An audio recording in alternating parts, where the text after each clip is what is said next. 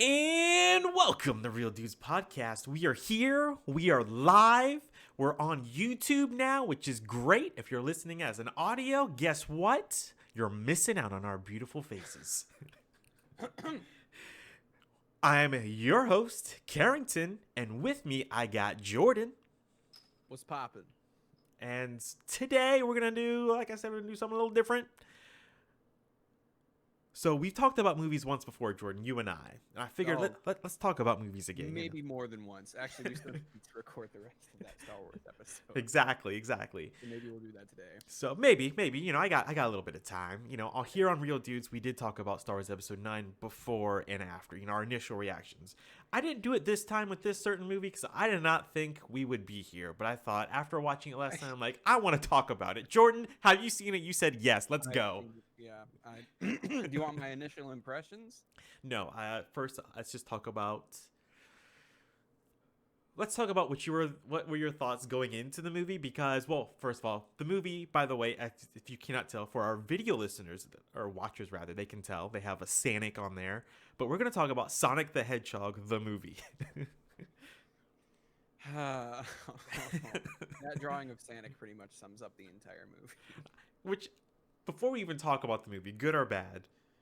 Bad. I couldn't stand it. I loved it personally, which is why I thought was perfect. We should come on and talk about it. Yeah. But the fact that there was a Sonic drawing in the movie blew my mind. Like, it wasn't That blue. Sonic is blue. Anyway. And it didn't feel, at least to me, it didn't feel out of place. No, it didn't feel out of place. It definitely had its place for the theme of, what the movie was. So that bit worked, but everything else. Everything, man. I was loving we'll it. get into the nitty-gritty. In a nitty gritty. So are we doing pre-spoiler review? We'll do pre-spoiler than Okay. spoiler because I did like some things at the end as well. Okay. So first off the bat, I will say my theater did something very bad. Interesting. Do tell. So I roped my brother-in-law Andrew, who's sometimes on the show, and my parents. I was like, hey, we're gonna go see the Sonic movie. So they're like, okay. And I'm like, I don't want to be by myself in a theater with a bunch of kids. So they came with me. Preview started up, right?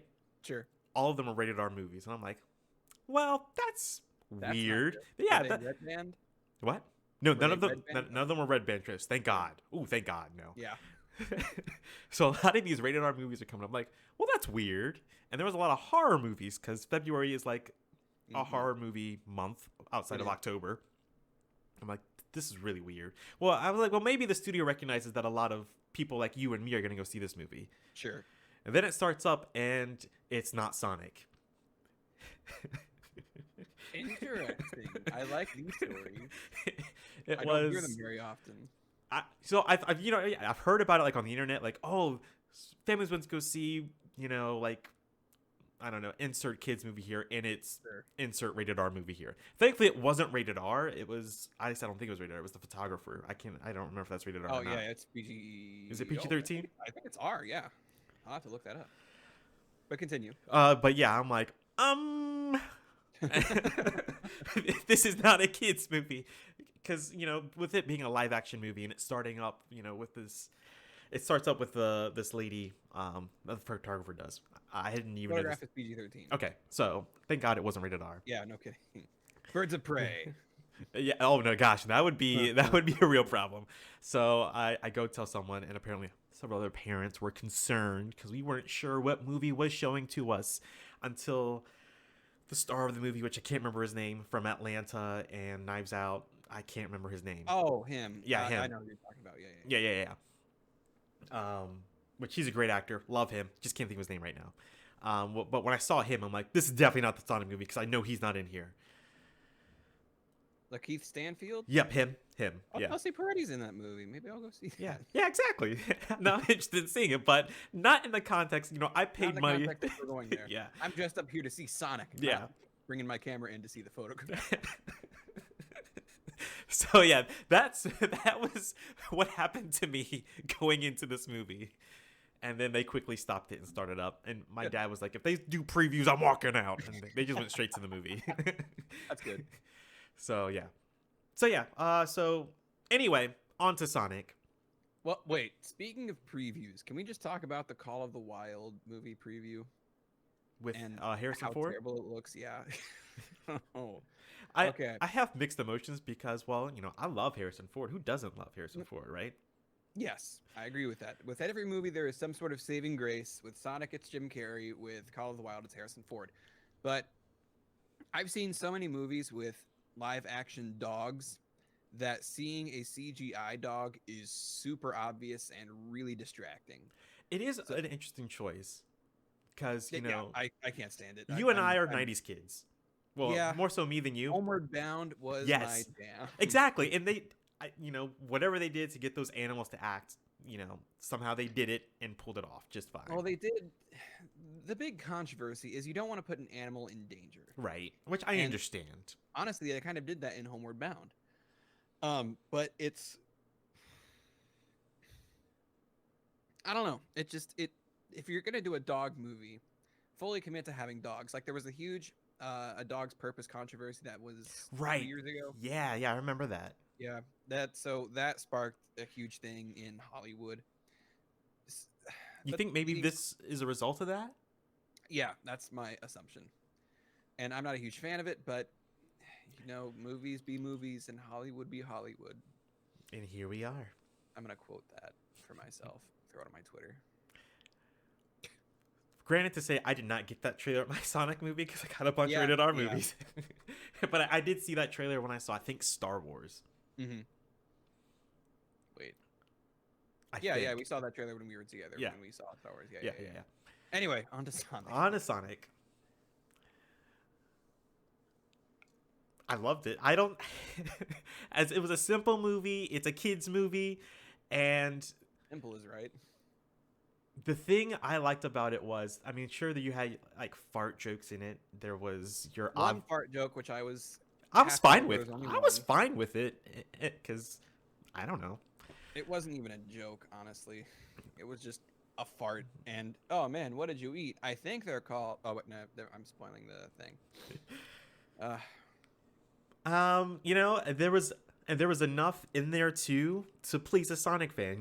There was a lot of different references, a lot of different mentions and jokes and setups that I was like, man, this is actually not bad and perfectly fine with. And you are part of the Sonic fandom that is holding it back. well, I wasn't expecting a Citizen Kane of movies here, Sure, I mean, obviously, but the big issue with Sonic, like the entirety of Sonic as a figure, is he's always held in such high regard, but the games that have been released featuring the character have been subpar. Save a few. Like the original games on the Sega Genesis were great, and that's the only reason that Sonic is able to hold this position right here is because of those old games.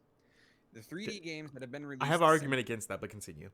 The 3D games that have been released since have been subpar. I mean, there's no other way to say it.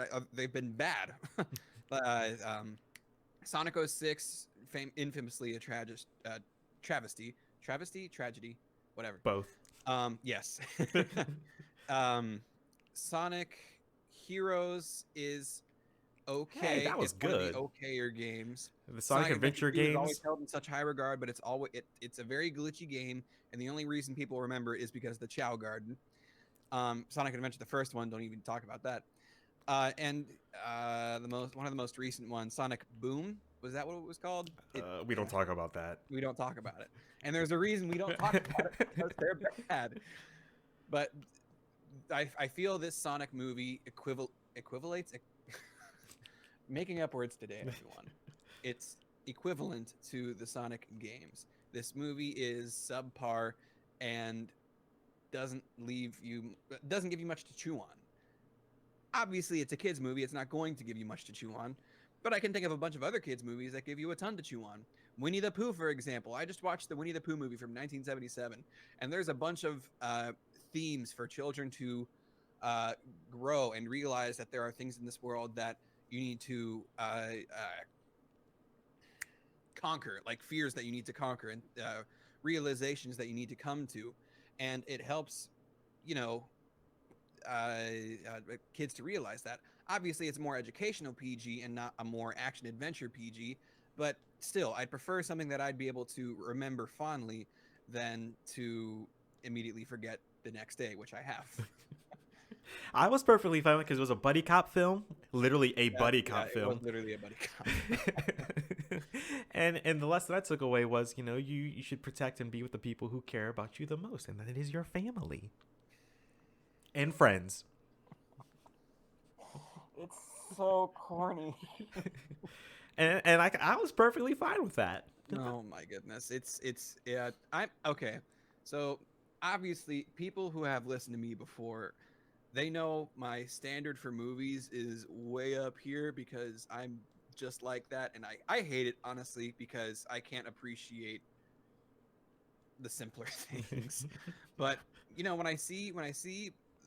the when I see Sonic and I see all these Hollywood tropes that they're throwing in there, it just feels rehashed and nothing is original.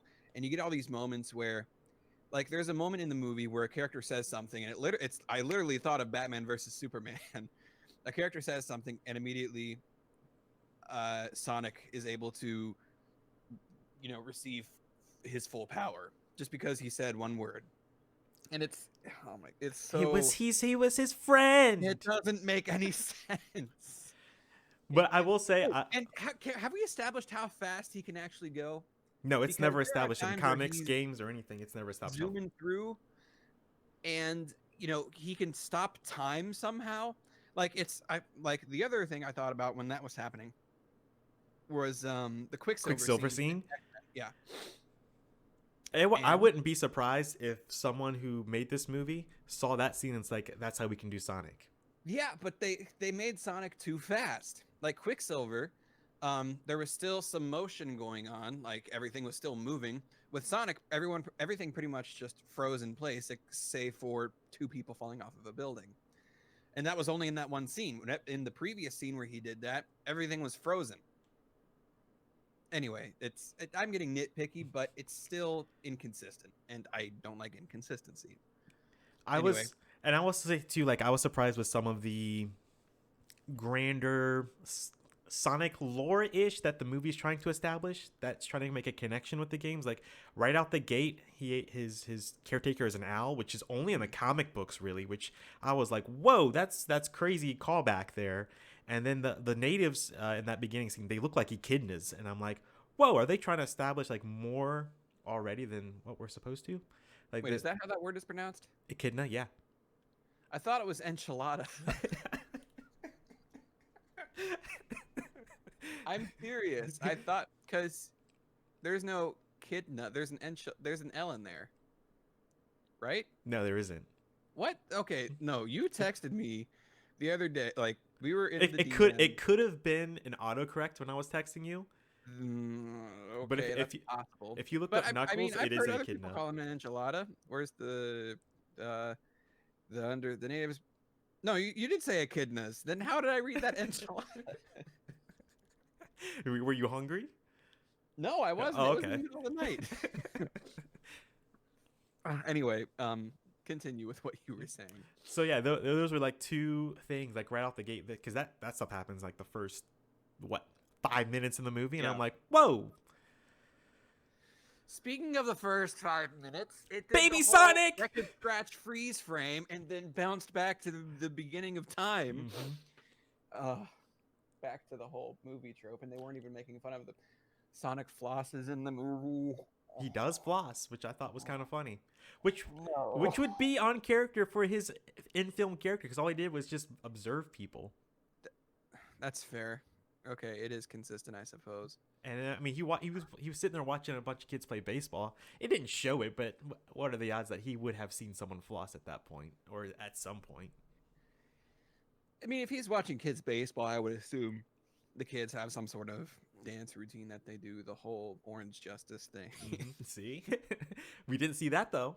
No, we didn't. I would have preferred to see that instead of the floss, because the floss has just reached cringe levels 9,000. Well, I will say too, like probably at the time this movie was being made, the floss was in, but by the time it came out, it's out. So That's fair. that is That's what happens when you put stuff like that in your movies. If they had a fidget spinner in that movie, I would have walked out. Honestly. But there were a couple other references too that I liked, like his bed at the end of the movie was it looked like one of his Sonic carts from one of the racing games as well. It was just like, I don't know that. yeah. And when I noticed, I'm like, I was looking real hard at everything in his room at the end, and I'm like, all right, what references can I capture real quick, because it shows everything super fast. We haven't really spoiled much, have we?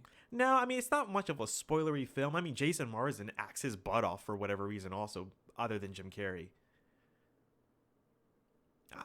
I respectfully disagree. Really? I thought he was fine. I thought he was perfectly fine. I mean, I love James Marsden. Don't get me wrong. But there were many times in that movie where it felt like he was talking to nothing. Like, I think it was the way it was cut together as well, especially during the beginning when he and Sonic are first having their interactions. It doesn't feel like he's responding to what Sonic is saying. It's just like he's saying what he wants to say, and the editors had to try to find a way to splice it all together. I didn't catch that. I guess I wasn't listening that hard. Maybe I need to see the movie again.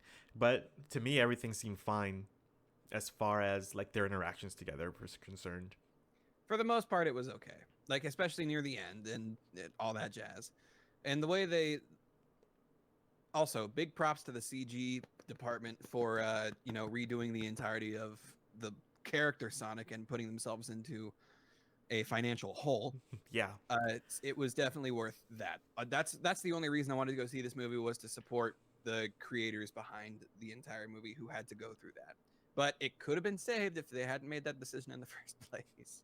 If whoever made the decision, I don't know. I have no idea who would have made that decision. I after the movie, I did wonder how a lot of those scenes would have worked with the old Sonic. I agree. Like how that would have looked. Oh yeah. My goodness. Like I would love when it comes out on Blu-ray and stuff, if there's like a version, like here's the version of the movie with the old Sonic, here's a version of the movie with the Sonic we got. Yes, and I would probably purchase that if it were on sale.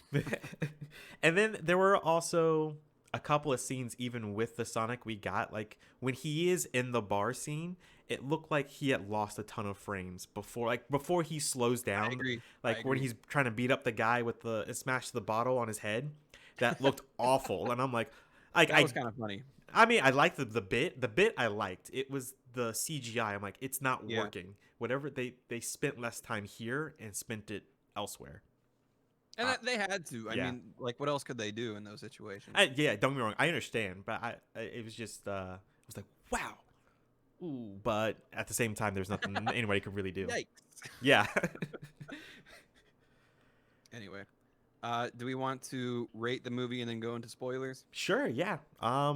Personally, I was, I keep thinking about this, keep going back and forth, but I think I'm gonna give it like a 7.5 out of 10. Wow. Well, I'm giving this movie a solid 5 rings out of 10. I was gonna say bags of rings, but that didn't make any sense. If you give it I don't remember what you gave Star Wars. I have to go back. I was about to say, so you rate this lower than Star Wars? Rise of Skywalker, absolutely, because there were actually very nice scenes in the Rise of Skywalker, and everyone was able to act well, except for the people who were ever talking to Leia. I think I'm gonna get backlash because I think I rated Sonic higher than Episode 9.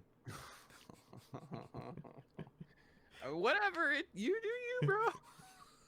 It was fun, and I could tell that. I mean, they were being safe with Sonic. I could tell that too, and it wouldn't surprise me if a sequel does come out. Shot.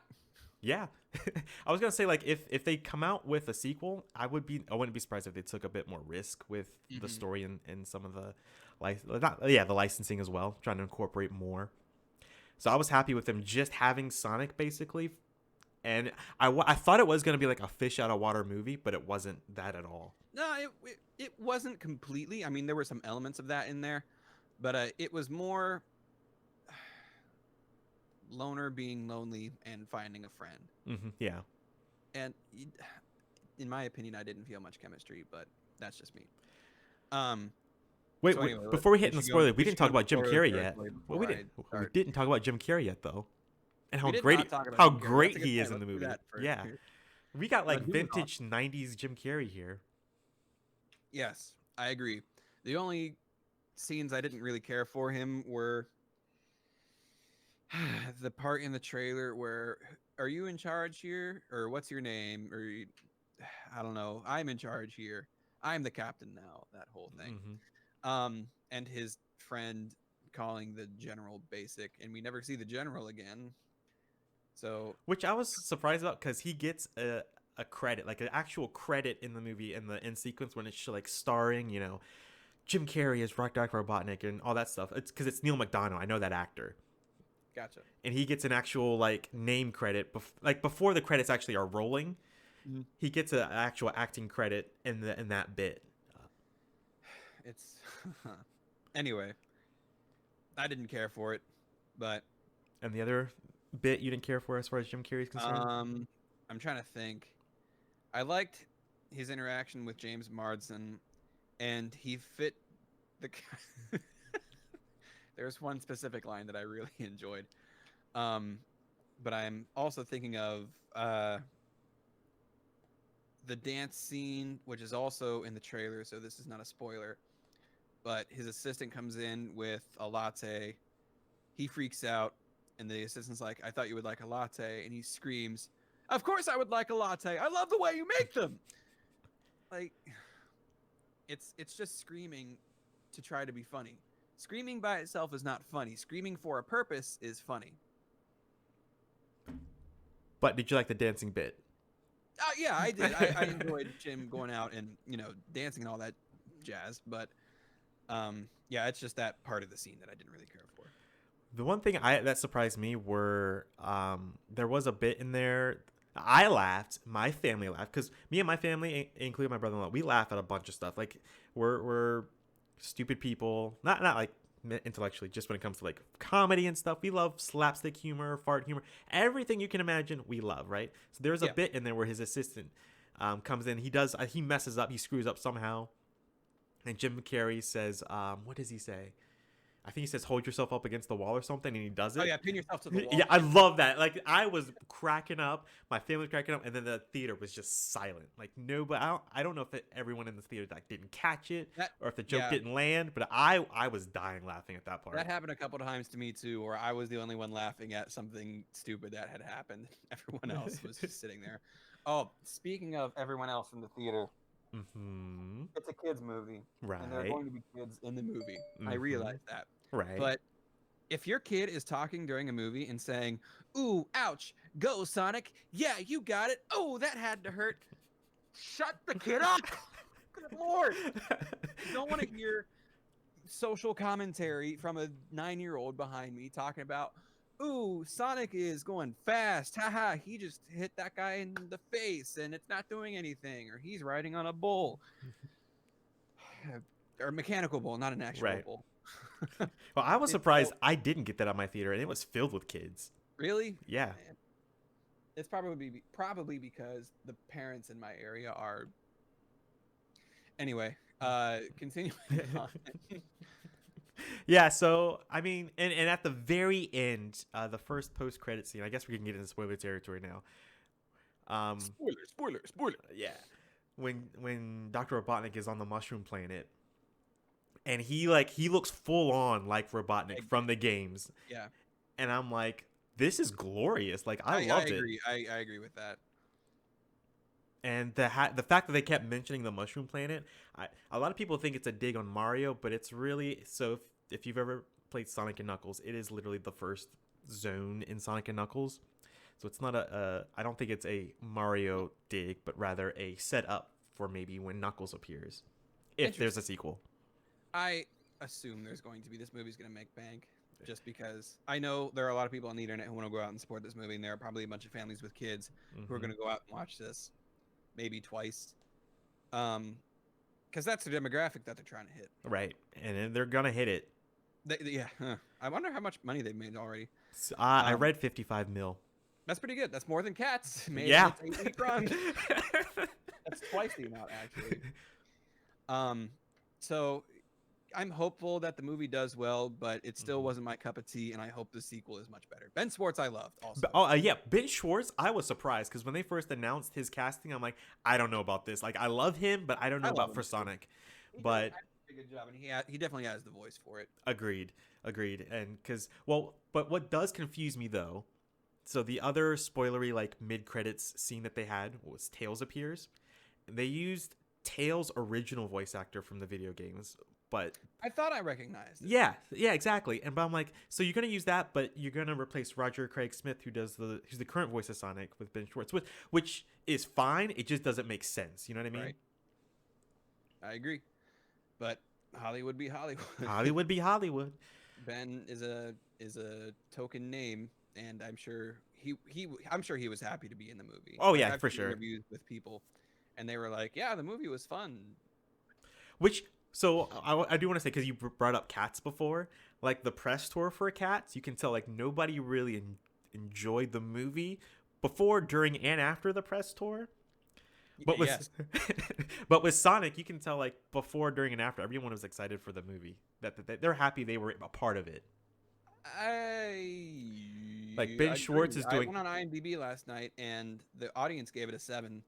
yeah, The critics gave it a 40, which I'm typically surprise, on the surprise. critic side of things. But as long as everyone's happy, Hmm. then who am I to bring them down? Like Ben Schwartz is doing some weird like press stuff. Like he was on IGN, and with Mhm. IGN they had a speedrunner do like Sonic 2, which I thought was really cool. I'm like, that's interesting marketing, but it works. And Yeah, then also how Ben, fast did you beat it? uh 30 minutes. It took him longer than usual because Ben was trying to mess him up and like Sure. was talking to him throughout and stuff. And then Ben Schwartz has also did some videos with Game Grumps also in promotion Nice. for the movie. I'm like, that's actually really cool. Like I like that. Like And if I it's demographic, yeah, it hits your demographic, and on top of that, you can see like some maybe PR people that are maybe like our age that get it. You know what I mean? I agree. I don't know how many PR people that are our age, but Right. if they exist, then absolutely. And when that's something that Andrew and I were talking about, my brother-in-law Andrew, Mhm. how video game movies have had this reputation for a long time that they're just garbage, straight garbage. 90% of video game movies are just not good. There are a couple exceptions. Couple One being, exceptions. I compared this movie to Detective Pikachu. Yeah, I mean that's fair. We so for Andrew, he thought after Assassin's Creed was made, he was like, "That's it. Video game movies are done. They're not gonna be any good." He's like, that was their chance to get it right, and they failed. It would have been better as a series. Yeah, agreed. Detective Pikachu, I believe, was a good turnaround. I love Detective Pikachu still. I own it. I've seen it since it came out. I saw it twice in theaters, and I've seen it since it came out Nice. on Blu-ray stuff because I enjoyed the movie. And with Sonic, I was thinking, we're gonna be back in that direction we were headed before. And Yes. I feel like that Tomb Raider. Tomb Raider was fine.